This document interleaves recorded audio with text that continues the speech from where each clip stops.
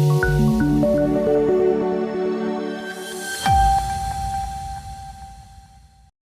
અને કાશ્મીરમાં કડકડતી ઠંડી અને માઇનસ તાપમાન.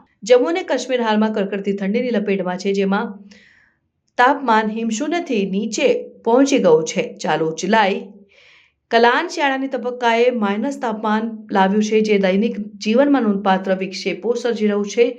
જમ્મુ અને કાશ્મીરમાં ઘણા વિસ્તારોમાં હિમશૂન્ય તાપમાન નોંધાયું છે.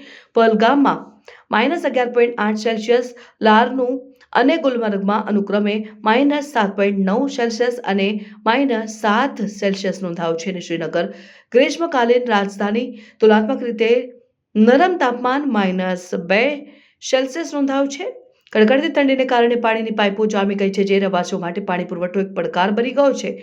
બર્ફીલા રસ્તાઓને કારણે મુસાફરી જોખમી બની છે અને ઠંડી સંબંધિત બીમારીઓમાં વધારો થયો છે.